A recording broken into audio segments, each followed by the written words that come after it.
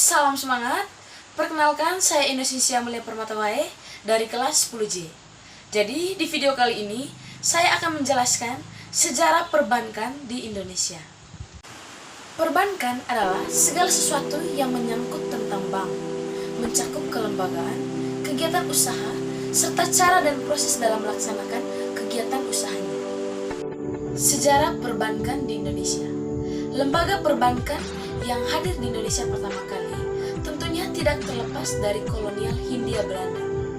Pada tahun 1746, VOC mendirikan The Bank van Liening untuk mempermudah aktivitas perdagangan VOC di Indonesia. Seiring perjalanannya, The Bank van Liening tidak beroperasi dengan baik. Akhirnya, pada tanggal 1 September 1752 didirikan The Bank Koran and Bank van Liening. Namun, The Bank Koran and Bank van Liening tidak berhasil beroperasi dengan baik yang berakhir dengan kebangkrutan. Pada abad ke-18, VOC di Indonesia diambil oleh pemerintahan Kerajaan Belanda. Hindai Timur jatuh ke tangan Inggris setelah masa pemerintahan Herman William Daendels dan Jensen. Bank Belanda yang berhasil berkembang dan menjadi cikal bakal Bank Sentral Indonesia adalah The Javas Bank. The Javas Bank didirikan pada tahun 1828. Pemerintah Hindia Belanda memberikan monopoli kepada The Javas Bank untuk mengeluarkan uang yang mana pengedaran uangnya ditangani oleh pemerintahannya sendiri. Sejak saat itu, The Javas Bank dikenal dengan bank sirkulasi. Meski belum menjadi bank sentral secara penuh, The Javas Bank memiliki fungsi sebagai bankir untuk pemerintah Hindia Belanda. Hal ini disebabkan The Javas Bank hanya menjalankan beberapa tugas yang bisa dilakukan oleh bank sentral.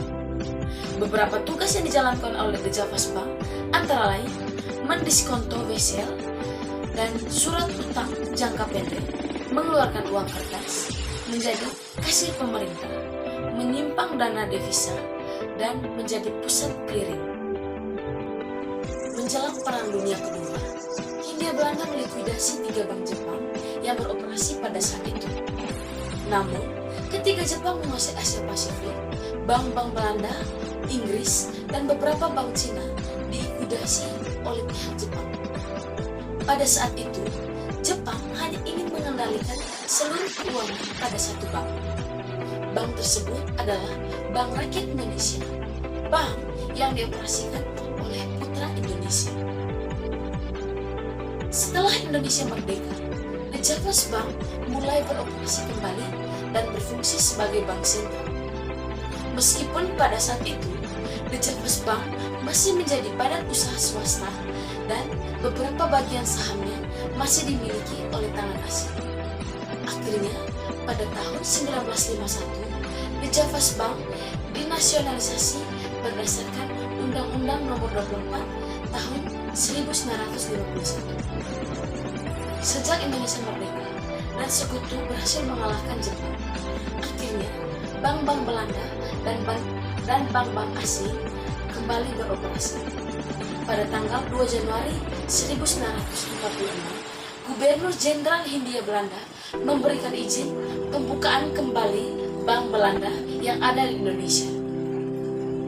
The Javas Bank masih beroperasi sebagai bank sentral dengan berkedudukan sebagai badan usaha swasta.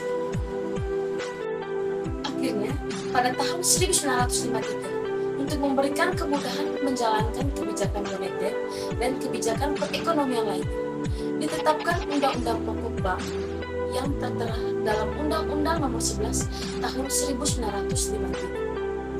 Undang-undang tersebut dikeluarkan karena mengingat bahwa The Javas Bank masih berbadan hukum sebagai perseroan terbatas dan belum bisa leluasa dalam menerapkan kebijakan perekonomian.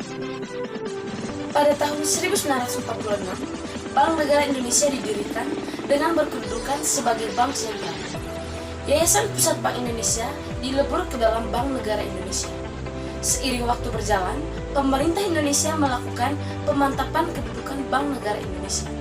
Akhirnya, ketika konferensi meja bunga, pemerintah Indonesia dan Belanda setuju untuk mengubah fungsi Bank Negara Indonesia menjadi bank umum yang awalnya menjadi bank sentral. Baik, itu saja dari saya. Sekian dan terima kasih.